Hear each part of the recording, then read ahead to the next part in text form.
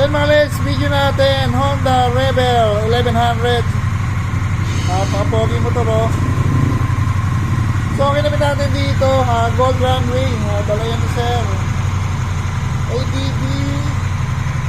ADB4. So ginawa natin dito yung bracket na customize yan eh, no? So minimalist din siya, kita may bracket. Ito naman yung arm. Yung bracket yan, stainless na powder coated. Hindi pala ito, yung stainless. Tapos ang atin lang dito na package, yung Bosch Europa ito. Naka-bracket din yan magkabila, basinahin nga natin. Napaka-solid kasi nakalabas yung busina. Tapos yung gold runway. Ay, nakabukas na pala. Liwanag din oh. Nakasilaw nga lang. So, lahat ng ginawa natin dyan sa busina, no cutting, no splicing, no electrical tape. Yung gold runway kasi may harness yan. Tapos may bracket din sir na pinakabit. Para lang makawin siya ng tulo yan. Sir, uwi pa na Quezon City, sir. Taga-Kamuning. Pakita natin yung si sir. Ano ba name ni sir? Edmar. Taga-Kamuning si sir. So, maghapon na si sir dito. Ano oras dumating, sir? 10 ng umaga ngayon lang nakauwi kasi nga customize yung bracket niyan. Customize yung bracket ng ilaw. Tapos pagkagawa, ipa-powder coat pa kaya matagal talaga. Yung wiring nito madali lang naman. Sir, thank you sir ha. Masabi ko sir, salamat at pasensya na matagal. Yan mga Leds, na tayo Honda Rebel 1100. Yan, thank you.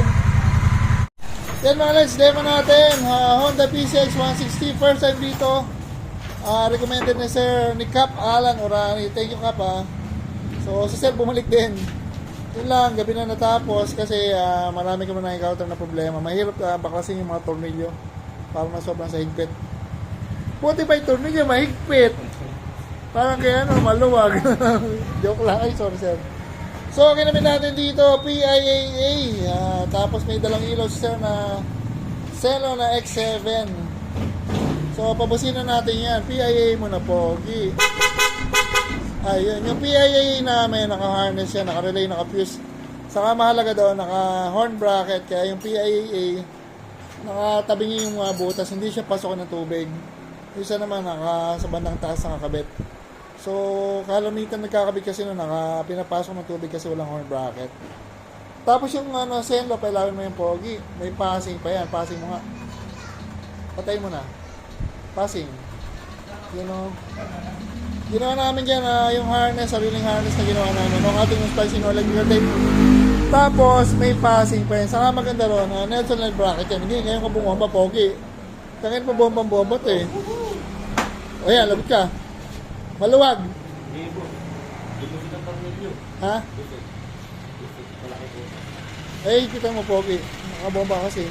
So, yung bracket namin, stainless na powder coated, maluwag yung tornilyo. Nakatornilyo sa chassis, kaya matibay. Tapos, yung gitna niya, 12mm na stainless. Yun, stainless na powder coated. Kita mo, pogi. So, ayan, mga Leds, na tayo rito. Ayan, ang owner nito, first time dito. Medyo ginabi na. So, ayan, mga Leds, thank you.